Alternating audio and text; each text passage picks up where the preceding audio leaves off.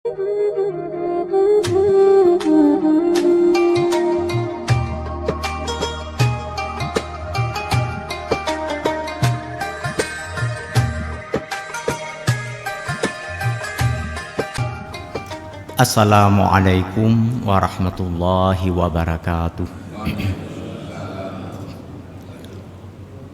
Alhamdulillahi rabbil alamin alladzi ahyana ba'dama amatana wa ilaihin nusyur. Asyhadu an la ilaha illallah wahdahu la syarikalah wa asyhadu anna Muhammadan abduhu wa rasuluhu la nabiyya ba'da. Allahumma salli wa sallim ala sayyidina wa maulana Muhammad wa ala alihi wa ashabihi wa man tabi'ah. Kembali sama-sama kita berniat untuk memperpanjang i'tikaf di dalam masjid mulia ini, dan i'tikaf kita isi dengan kegiatan tafaqquh fiddin, memperdalam pengetahuan agama seraya mengharapkan rahmat ridha dan hidayah Allah. Kita mulai dengan sama-sama membaca basmalah. Bismillahirrahmanirrahim. Bapak Ibu yang berbahagia, guru-guru saya, orang-orang tua saya yang dirahmati Allah, kita bersyukur kepada Allah diberikan kekuatan dan kesempatan untuk membuat pilihan terbaik di hari ini. Mudah-mudahan memotivasi kita untuk membuat pilihan-pilihan terbaik di sepanjang hari ini dan di hari-hari berikutnya dari kehidupan kita. Dan inspirasi ini kita sebarkan dan tebarkan kepada seluruh anggota keluarga kita, putra-putri, anak cucu dan keturunan kita, sahabat dan kerabat kita, orang-orang yang kita kenal dan mengenal kita, agar bisa membuat pilihan-pilihan terbaik di awal hari mereka, yaitu menunaikan salat fardu subuh secara berjamaah di awal waktu dan di masjid, dan bahwa tak ada pilihan lain yang lebih baik daripada pilihan ini. Salawat bumi salam semoga Allah curah limpahkan kepada baginda Rasulullah Nabi Muhammad sallallahu alaihi wasallam. Semoga cinta, sayang dan rahmat Allah juga tercurah melimpah kepada seluruh anggota keluarga beliau, sahabat dan kerabat beliau, zuriat dan keturunan beliau, serta pengikut beliau termasuk kita di dalamnya, serta orang-orang beriman hingga akhir zaman. Semoga kita semua berada dalam keadaan sehat walafiat, tidak kurang sesuatu apapun. Ada 3 tanda kiamat besar yang saling bertemu pada waktu yang bersamaan. Tanda kiamat besar maksudnya Asyratul Kubra, atau disebut juga dengan Al-Imaratul Qaribah, tanda-tanda yang sudah dekat dengan hari kiamat. Maksudnya kemunculan tanda-tanda ini langsung terhubung dengan peristiwa terjadinya hari kiamat. Yang pertama Al-Mahdi. Kehadiran Al-Mahdi di akhir zaman nanti menghabiskan waktu antara 7 hingga 8 tahun. Di menjelang akhir masa Al-Mahdi beraktivitas di muka bumi di akhir zaman, muncul Dajjal. Menghabiskan waktu dalam hadis disebutkan 40 hari. Hanya saja hari pertama itu seperti setahun, hari kedua seperti sebulan, hari ketiga seperti sepekan, hari keempat dan seterusnya seperti hari-hari biasa. Menimbulkan keonaran, menimbulkan kesengsaraan terutama terhadap orang-orang beriman. Dan Dajjal ini itu puncak dari segala kezaliman, segala kebohongan, segala tipu daya, segala pemutar balikan fakta. Sehingga seandainya sebelum masa Dajjal ini muncul, sebelum kemunculan Dajjal ada pemutarbalikan fakta, ada kebohongan, ada penipuan, ada kezaliman, itu hanya serpihan-serpihan Dajjal saja. Di akhir zaman nanti hantu belau iblis setan pun menjadi pengikut Dajjal. Begitu dahsyatnya, begitu dikdayanya Dajjal di akhir zaman nanti. Tak ada yang sanggup melawan kecuali hanya satu hamba Allah yang dipilih nanti. Makanya Al-Mahdi terdesak. Dalam keterdesakannya, Al-Mahdi bersama para pengikutnya umat yang beriman itu mengungsi sambil i'tikaf di sebuah masjid namanya Masjid Al-Amawi di Suriah atau di Damaskus. Disebutkan di dalam hadis masuk ke Masjid Al-Mahdi sejak waktu salat asar dan tak keluar-keluar lagi hingga waktu subuh. Mereka terus menerus memohon perlindungan dan bantuan dari Allah Subhanahu wa Ta'ala. Pada saat ikamat salat subuh dikumandangkan, tampak oleh mereka seorang pemuda yang penampilannya sangat menarik, sangat tampan, rambutnya hitam legam, pada saat menunduk seakan-akan terurai manik-manik, serpihan-serpihan emas dari rambutnya. Pada saat diangkat seperti ada air yang menetes dari rambutnya, begitu berkilauan saat dipandang oleh orang-orang yang hadir waktu itu. Al-Mahdi mempersilahkan anak muda ini untuk mengimami salat. Anak muda ini enggan, lalu mengatakan, ya ummukum ba'dukum ba'da, silahkan yang lain lah, maksudnya kalian saja di antara kalian ini yang menjadi imam, jangan saya, kata anak muda ini. Lalu Al-Mahdi mengimami salat subuh pada waktu itu. Seusai salat subuh, mereka kembali melanjutkan doa dan zikir dan mengumumkan akan melakukan perlawanan terhadap Dajjal. Rupanya anak muda ini adalah Nabi Isa alaihi salam. Inilah 3 tanda yang terjadi pada waktu yang bersamaan. Pada waktu itu Dajjal masih ada, Al-Mahdi masih ada, dan munculnya Nabi Isa alaihi salam. Mereka pun melakukan persiapan di pagi hari itu. Setelah waktu duha, mereka bergerak. Dajjal karena banyak sekali pengikut, karena sudah sangat kuat, sudah sangat hebat, membangun istana megah di Babulut. Babulut itu di Yerusalem. Di sana mereka berpoya-poya, berpesta pora siang malam tiada henti-hentinya untuk merayakan kemenangan demi kemenangan. Dan Dajjal nggak begitu peduli lagi dengan beberapa wilayah yang belum ditaklukkannya, karena dalam kalkulasi Dajjal semua akan tunduk kepada dia. Bukan hanya tunduk secara kekuasaan, juga tunduk dari segi i'tikad. Seperti yang pernah saya sampaikan sebelumnya, Dajjal bukan hanya meminta loyalitas dan pengakuan, tetapi juga meminta persembahan. Orang-orang menyembah Dajjal waktu itu.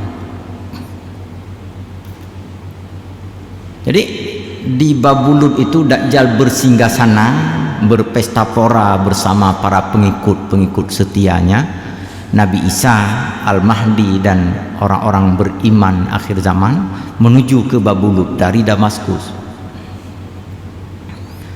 Ada pengikut Dajjal yang memberitahukan bahwa satu pasukan sedang bergerak menuju istana Dajjal. Sekali lagi Dajjal nggak takut sedikit pun. Bahkan dengan disebutkan dalam hadis, dengan telanjang dada, maksudnya pakaian bagian atasnya tidak dikenakan, hanya mengenakan pakaian bawahnya saja, mungkin kain atau celana. Dajjal keluar membuka gerbang istananya itu dengan angkuh dan congkak sambil menepuk-nepuk dada.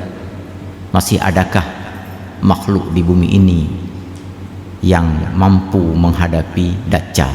Demikian lebih kurang kalimat-kalimat yang ia gunakan. Dajjal nggak tahu rupanya di dalam rombongan Al-Mahdi itu ada Nabi Isa alaihi salam. Nabi Isa pun muncul melesat lari ke depan. Dajjal terkejut, ketakutan.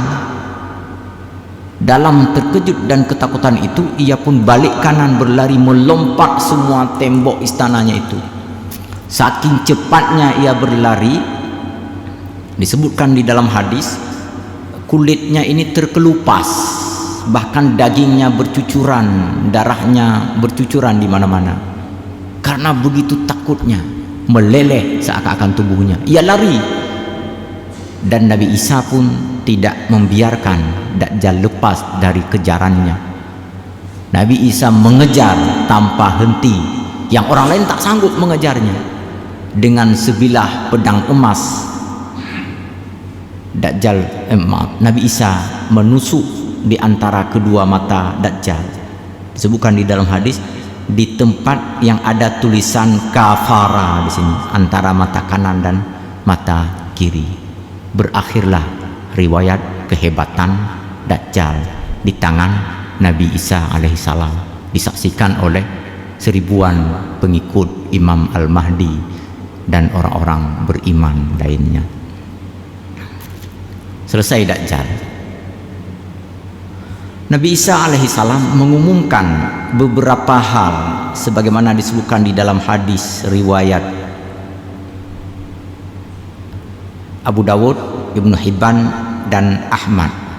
Hadis dari Abu Hurairah radhiyallahu anhu, anna Rasulullah sallallahu alaihi wasallam qala, dari Abu Hurairah semoga Allah meridainya, bahwasanya Rasulullah sallallahu alaihi wasallam bersabda, walladzi nafsi biyadihi la yushikanna ayyanzila fikum ibnu Maryam hakaman adlan. Rasulullah bersumpah, demi Allah, sungguh akan datang ke tengah-tengah kalian anaknya Maryam, yaitu Nabi Isa, menjadi seorang hakim yang adil. Fayaksirus saliba fayaksiras saliba wa yaqtulal khinzir wa yada'al jizyah wa yafidal mal hatta la yaqbilahu ahadun. Nabi Isa nanti akan mematahkan palang-palang salib, membunuh babi, dan membatalkan kebijakan penarikan pajak. Kemudian harta dari hasil pajak itu dikembalikan lagi kepada umat, sampai-sampai tak ada siapapun yang mampu menampung kompensasi pajak tadi yang sudah ditarik sebelumnya. Bapak Ibu berbahagia, inilah 4 hal yang disebutkan dalam hadis ini yang akan diperankan oleh Nabi Isa di akhir zaman.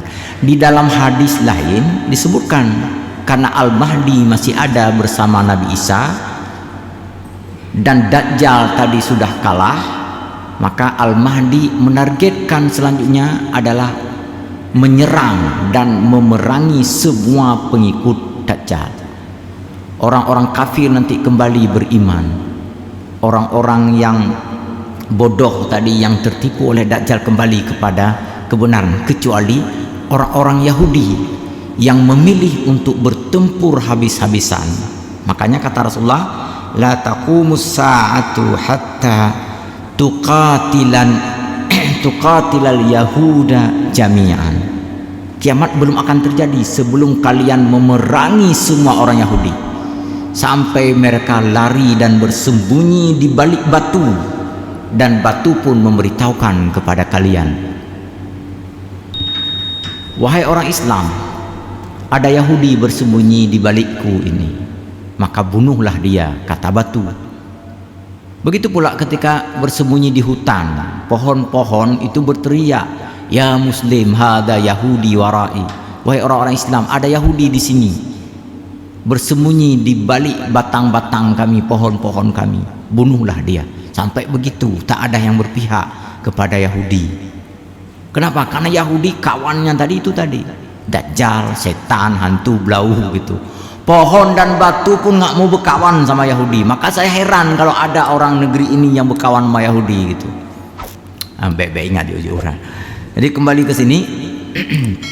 Jadi di dalam 2 hadis ini yang menjadi agenda peperangan akhir zaman, yang pertama adalah Yahudi, yang kedua itu mematahkan palang salib.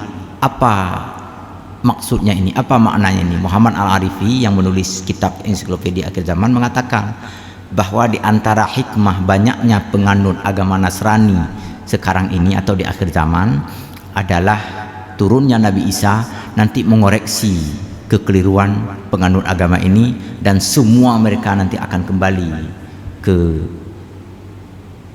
dalam suasana beriman, bukan ke pangkuan Ibu Pertiwi, kembali ke dalam kondisi beriman. Makanya ketika Rasulullah menafsirkan makna ghairil maghdubi alaihim waladdallin, ayat Al-Quran dalam surah Al-Fatihah yang sering kita baca itu ditafsirkan oleh Rasulullah. Al-maghdub ay al-yahud, orang-orang yang diberkahi itu adalah orang Yahudi. Ad-dallin ay an-nasara, sedangkan orang-orang sesat adalah orang Nasrani. Kenapa dimurkai? Karena kepungahan, keangkuhan mereka, benci dan dendam mereka kepada umat Islam. Kenapa disebut orang sesat? Karena mereka terkecoh, mereka tertipu. Orang-orang Nasrani sekarang ini kan nggak didengar kan. Saya lebih leluasa ceramah di sini dibandingkan di Masjid Raya. Di Masjid Raya sesekali kena tegur, nyandron kalau tamong lamsara Ustaz, rasis semacam lah. Lucu, padahal saya dulu anggota FKUB Pak, Forum Komunikasi Antar Umat Beragama. Bertemu dengan pendeta-pendeta itu ya sering sekali. Tapi umat Kristiani yang kelas-kelas bawah itu marah juga kepada saya. Kan biasa itu. Baik, saya lanjutkan bahwa orang-orang Nasrani di akhir zaman dan sepanjang sejarah setelah agama ini dianut oleh masyarakat Eropa itu mengira bahwa Nabi Isa itu meninggal karena disalib, menebus diri sebagai Yesus Kristus untuk menebus dosa 7 turunan 1001 turunan itu dosa Nabi Adam alaihissalam. Itu yang diyakini, itu yang disebut dalam Lukas, dalam Markus, dalam Matius, dalam Yohanes. 4 versi Injil yang berkembang sekarang semuanya menyebutkan itu. Ada satu versi Injil tapi saya nggak pernah melihat yang satu versi ini. Ini hanya para ilmuwan, para pengkaji kelas tinggi yang menemukannya. Namanya Barnabas. Di dalam Barnabas itu tidak diceritakan tentang kisah penyaliban Yesus. Dan ini jauh lebih logis. Kenapa? Karena mereka menganggap ini kitab suci kan. Kitab suci masa di dalamnya ada cerita tentang tersalibnya nabi mereka. Lalu wahyu yang diturunkan itu kepada siapa yang menceritakan itu? Sementara nabi mereka disalib kan nggak logis. Tapi bapak ibu jangan bilang-bilang ini, biar saya aja yang bilang sendiri itu.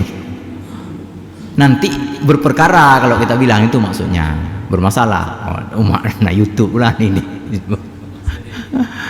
Saya sekali lagi ini untuk umat Islam nih, dan untuk orang-orang Nasrani yang mau mendengar menyimak.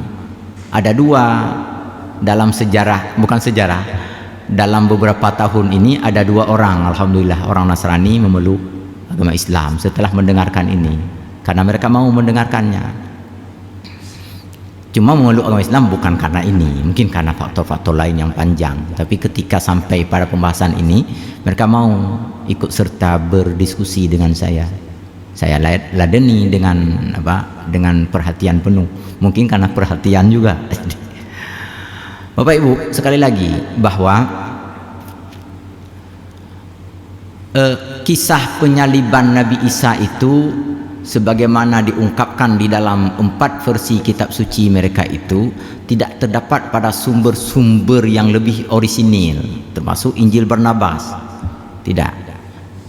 Karena kan bagaimana bisa ini menjadi ayat dalam kitab suci sementara rasulnya telah dibunuh dan disalib lagi di tiang gantungan, kan? Siapa yang menyampaikan wahyu dan siapa yang menerima wahyu itu lagi, kan? Makanya dalam Barnabas ini tidak ada. Dalam Al-Quran tegas sekali dibantah oleh Allah. Wa ma qataluhu wa ma salabuhu walakin syubbiha lahum. Mereka tidak membunuh Nabi Isa, mereka tidak menyalibnya. Mereka membunuh seseorang yang diserupakan dengan Nabi Isa. Ibnu Katsir mengutip sumber-sumber sejarah termasuk dari sumber-sumber Kristiani. Apa kata beliau? Bahwa waktu itu ada murid ke-13-nya Nabi Isa setelah 12 kaum Hawariyun yang merupakan murid paling militan dan setia itu. Ada orang ke-13 namanya Yudas Iskariot.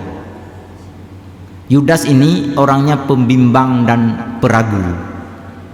Di satu sisi ia kasihan kepada Nabi Isa yang diuber dicari-cari, diintai, dikejar oleh orang-orang Romawi. Karena kasihan Nabi Isa harus lari sembunyi terus-menerus, akhirnya dia berinisiatif untuk mendamaikan. Ia lapor kepada tentara Romawi, mau nggak kalian jaga dan pelihara jiwa dan raganya Nabi Isa? Kalau mau saya akan tunjukkan tempat persembunyian Nabi Isa. Mau sama mereka. Hati-hati berjanji dengan, terserahlah dengan siapa gitu. Mau katanya, nanti kalau kami ketemu Nabi Isa kami tangkap saja, kami kasih istana bila perlu, nggak akan kami apa-apakan. Datang Yudas, dia laporkan, dia tunjukkan tempat persembunyian. Setelah dia laporkan, ditunjukkan tempat persembunyian, dia ragu, jangan-jangan nanti Nabi Isa akan dilukai oleh mereka. Lari dia lebih dahulu ke tempat persembunyian Nabi Isa, lalu memberitahukan kepada Nabi Isa beserta 12 orang pengikut setianya, sekarang musuh sedang bergerak kemari, cepat tinggalkan tempat ini, lari sembunyi kemanapun. Engkau bagaimana? Saya urusan saya, yang penting kalian semua yang dicari, cepat lari sembunyi. Ketika tentara Romawi datang ke situ, ketemu dia, apa dia bilang? Sayalah Nabi Isa, katanya. Nabi Isa udah nggak ada lagi, udah sembunyi, udah lari. Sayalah Nabi Isa, katanya. Kan tadi ada di antara tentara Romawi udah kenal kan, udah pernah jumpa sebelumnya. Bukan, ini kan yang kenal, yang jumpa kemarin katanya. Dibilang oleh atasannya, tangkap aja, udah mengaku kan. Ngapain repot-repot nyari-nyari lagi? Kalau kita hari ini nggak ketemu juga dengan target kita, kita yang kena ini, katanya kan. Kita udah berbulan-bulan mengintai dan mencari, ini kesempatan. Berapa banyak kawan kita regu-regu sebelumnya itu kena sekolah, kena S2 sebelumnya kan, karena gagal menemukan Nabi Isa. Ini sudah ada, udah tangkap terus. Inilah yang kata Allah, walakin syubbihalahum. Yudas ini berpenampilan seperti Nabi Isa waktu itu, dan orang-orang pun mengira ya udahlah, nggak mau berpikir berlama-lama. Makin lama dipikir makin susah, makin repot, makin susah lagi mencarinya. Udah tangkap terus, umumkan terus kepada rakyat bahwa Nabi Isa sudah ditangkap. Diumumkanlah, karena yang mengumumkan adalah komandan peperangan tertinggi dan terbesar. Nggak ada yang berani membantah kan. Diumumkan kepada seluruh khalayak masyarakat Romawi yang ada di Yerusalem, Palestina dan sekitarnya bahwa Nabi Isa sudah ditangkap. Ini informasi resmi dari sumber resmi. Tak ada tanya jawab dalam pertemuan ini, kan udah selesai. Oh ya, Nabi Isa sudah ditangkap, lalu ditangkap, disalib. Nah, nanti di akhir zaman Nabi Isa datang kembali ke tengah-tengah umat manusia, mengoreksi keyakinan tentang bahwa beliau disalib ini. Maka orang-orang Nasrani yang diistilahkan di dalam surah Al-Fatihah tadi, waladhdallin, yang kata Rasulullah mereka adalah orang-orang sesat, bukan karena keingkaran, bukan karena kebencian mereka kepada agama Islam, tetapi karena mereka tersesatkan, terkecoh, tertipu, termanipulasi oleh sebahagian pemuka-pemuka agama mereka yang berkepentingan dengan manipulasi-manipulasi ini. Ini diluruskan nanti di akhir zaman oleh Nabi Isa. Ketika saya bincang-bincang ini dengan dosen-dosen Usuluddin, Pak, mereka bilang ke saya, "Nyong Ustaz Samsul pro Kristen loh." Ini bukan masalah pro atau kontra, ini kebenaran yang seperti ini. Bukan saya dekat, akrab, bersahabat dengan orang-orang Kristiani, bukan. Inilah ajaran dalam Al-Quran, dalam hadis. Makanya ada ayat Al-Quran kan, bagaimana la tajidanna, bukan ayat itu, lupa saya ayat Al-Qurannya, nanti seandainya ingat saya akan lafalkan lagi. Orang-orang yang paling memusuhi kamu itu, wahai Muhammad, adalah orang Yahudi. Orang yang paling rendah kebencian terhadapmu, wahai Muhammad, adalah orang-orang alladzina qalu inna nasara, adalah orang-orang Nasrani. Orang Nasrani ini tidak benci kepada Nabi Muhammad, cuma mereka punya misi sendiri. Apa misinya? Membebaskan domba-domba yang tersesat. Kita ini dia nggak domba, mereka sesat lagi katanya. Maka dibebaskan dari kesesatan, mereka rangkul kepada kebenaran menurut mereka, padahal kebenaran itu kebenaran yang penuh dengan kesesatan lagi. Jadi mereka beriktikad seperti itu, dan iktikad nggak bisa kita salahkan secara serta-merta dan mereka nggak mau terima. Makanya seandainya ada orang Nasrani yang mau berdiskusi, berbincang dengan kita, terima. Nanti mungkin dia akan mendapatkan hidayah, apalagi masalah-masalah yang sangat pokok seperti ini. Ini misi Nabi Isa yang kedua, mematahkan semua palang salib sehingga nanti semua umat Nasrani akhir zaman akan memeluk agama Islam. Yang kedua, yang ketiga yang dilakukan adalah wayaqtulal khinzir, membunuh babi. Babi itu, Bapak Ibu, itu haram dimakan di dalam semua agama. Saya pernah tanya sama seorang pendeta agama Hindu, itu doktor dari Universitas Gunadarma Denpasar, ikut itu laporan penelitian kami dulu, presentasi laporan penelitian. Jadi karena udah berapa 3-4 hari bersama dia, maksudnya bukan bersama dia, 3-4 hari berjumpa gitu, nggak bersama dia, saya sendiri gitu. Udah saling ngomong-ngomong, saya tanya lah, sebenarnya orang Bali itu memang suka babi. Pada pulang ke Bali langsung saya tanya, karena banyak rumah-rumah makan dan banyak pinggiran jalan kan menyediakan sate babi, babi panggang, macam-macam. Bipang kalau namanya. Waktu saya itu belum ada istilah bipang. Jadi kemana saya pergi, saya lihat banyak orang jual babi. Saya tanyalah kepada dia, apakah orang Bali memang suka makan babi? Dia bilang, ada 4 kelompok masyarakat Bali. Masyarakat Hindu Bali itu ada 4 kelompok, bukan kasta seperti di India. Satu kelompok di antaranya, tidak mengkonsumsi babi. Nah, jadi dari 4 kelompok itu berarti ya 25% lah rata-rata atau lebih kurang 25% dari masyarakat penganut agama Hindu itu tidak makan babi. Lalu saya tanya, ih, kenapa? Saya pura-pura heran gitu. Ya memang begitu, itu iktikat kami, itu keyakinan kami. Dan saya nggak makan babi, kata dia. Oh, kejut. Itu pendeta-pendeta Pak, pemimpin-pemimpin agama kami itu nggak makan babi itu. Oh ya, oh sama dong bro gitu. Jadi gitu Pak. Dalam agama Nasrani juga mengenai keharaman babi ini sangat jelas. Mungkin pernah dengar ceramah Ustaz Abdul Samad. Dalam kitab Injil mengenai keharaman babi ini sangat tegas, dilarang oleh itu kan ada 10 commandment, itu ada 10 larangan, larangan membunuh, larangan berzina, larangan mencuri, termasuk larangan makan babi. Tetapi belakangan setelah ya agama ini mengalami masa pasang surut, telah mengalami perubahan budaya lokal dan sebagainya, orang-orang Eropa dulu itu mengkonsumsi babi, maka jadilah babi sebagai di antara yang dimakan oleh mereka. Dan ini ujian Allah bagi umat manusia memang. Dari berbagai literatur yang pernah saya baca, itu peternakan yang paling menguntungkan adalah peternakan babi. Tapi Bapak Ibu jangan coba ini ya. Babi itu sekali beranak 6 dia sampai 12. Coba bayangkan tuh. Sebentar aja udah gemuk-gemuk, udah besar dia.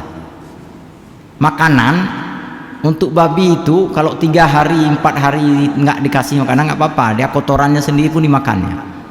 Dan nggak ada babi yang kurus, semuanya gemuk dia kan, gempal-gempal badannya. Hanya dalam waktu beberapa bulan tinggal panen gitu, mudah sekali. Walaupun mudah, ini ujian bagi kita ya. Dan yang menarik lagi adalah di seluruh tubuh babi itu tingkat manfaatnya itu luar biasa. Tulang babi itu kalau dibikin buah musabah itu lebih licin, lebih halus, lebih enak dipegang. Kan kacau jadinya kan. Buah musabah, cin bayangkan nih. Dan ada emang yang bikin itu, cuma kita nggak tahu yang mana. Maka hati-hati juga nanti. Bila perlu kalau ada beli-beli atau bawa pulang buah musabah dari tanah suci, bawa dulu ke LP POM MUI, MPU, dicek dulu. Kemudian bulu babi itu dipakai untuk kuas perias wajah kaum perempuan, ibu-ibu itu yang paling bagus katanya kualitasnya. Lemak babi juga, ini ada Pak Saprizal, lemak babi, darah babi, daging babi itu memiliki 1001 manfaat yang jauh lebih besar dibandingkan unsur-unsur pada binatang-binatang yang lain. Nah, kan sangat menguntungkan nih bisnis babi ini kan. Memang ujian bagi manusia akhir zaman. Tetapi ada penelitian, itu dosen UMI Makassar, Universitas Muslim Indonesia di Makassar, Abdurrahman Basalama. Apa kata beliau? Itu DNA babi dengan DNA manusia itu sama. Walaupun tidak sama persis, tapi sama ininya, apa namanya, sama jenis kelompoknya itu. Apa maksudnya itu? Itu kalau misalnya babi dikonsumsi oleh manusia, maka semua pengaruh dan karakter babi bisa terbawa kepada manusia. Kenapa? Karena DNA-nya itu dipotret, direproduksi kembali oleh manusia. Jadi kalau babi, nah ini aneh lagi babi. Ini cerita kawan saya lagi, Mustafa Umar di Semarang. Babi itu kata dia, anak babi itu yang paling dia suka untuk dia kawini adalah induknya sendiri itu. Kemudian ya begitulah cara hidup babi itu. Jadi kalau misalnya manusia makan babi, maka akan membawa sebahagian dari sifat dan perilaku buruk babi. Nah, makanya Nabi Isa alaihissalam di akhir zaman nanti akan membunuh babi. Bapak Ibu, saya terkejut, ada 3 negara katanya. Tapi yang saya tahu 1, ada kawan lain memberitahukan ada 2 negara lagi. Yang 2 ini belum saya cek. Jumlah babi di negeri itu jauh lebih banyak daripada jumlah manusianya. Mungkin suatu waktu nanti akan dipanggil negara babi gitu. Kenapa? Karena penduduk mayoritasnya adalah babi gitu. Kalau kita penduduk mayoritas Indonesia mungkin bersuku Jawa atau Sunda, tambah setelah itu Melayu dan seterusnya. Ini enggak, penduduk terbanyak mereka adalah babi gitu kan. Ada negara yang seperti itu sekarang. Dan sekali lagi bisnis babi juga sudah merambah ke New Zealand, Australia dan seterusnya. Dulu Australia itu peternakan terbesarnya domba, sekarang udah beralih peternakan babi. Baik Bu. Nah, jadi di akhir zaman nanti Nabi Isa mengoreksi ini, membunuh babi semuanya. Dan orang-orang yang tadinya mengira, meyakini babi boleh dikonsumsi, kan sudah memeluk lagi agama Islam, memeluk agama tauhid. Mereka bersedia untuk babi-babi mereka itu dibunuh oleh Nabi Isa dan pengikutnya, dan mereka sendiri ikut-ikutan membunuh.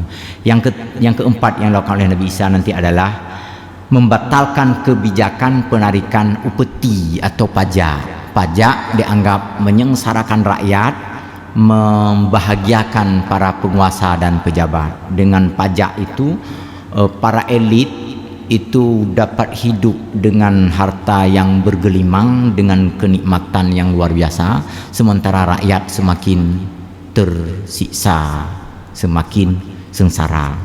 Kata Nabi Isa bahwa yang mesti disayangi, dicintai, dikhidmati itu adalah jumlah orang yang jauh lebih besar, bukan jumlah orang yang kecil. Pendapatan orang yang jauh lebih besar itu perlu disesuaikan dengan pendapatan orang-orang kecil. Maka kebijakan penarikan pajak di semua negara yang dikuasai oleh Nabi Isa di akhir zaman, dan tak ada yang tak dikuasai nanti, supaya dikembalikan komponen pajaknya kepada rakyat sampai melimpah harta di tengah-tengah masyarakat. Ini yang dilakukan oleh Nabi Isa alaihissalam. Nabi Isa menjalani aktivitas di dunia ini, menegakkan kebenaran di akhir zaman, menghabiskan waktu cukup lama, 40 tahun lamanya. Dan menjelang akhir dari masa beliau menjalani aktivitas di muka bumi nanti, datang cobaan Allah berikutnya, yaitu keluarnya Ya'juj dan Ma'juj. Nah, ini nggak kita bahas sekarang, kita bahas pada pekan atau 2 pekan mendatang insyaallah, seandainya Allah berikan usia dan kesempatan untuk kita. Untuk hari ini pembahasan kita sampai di sini. Sebelum saya tutup, Mungkin ada yang mau ditanya dan ditanggapi, saya persilahkan dengan segala hormat.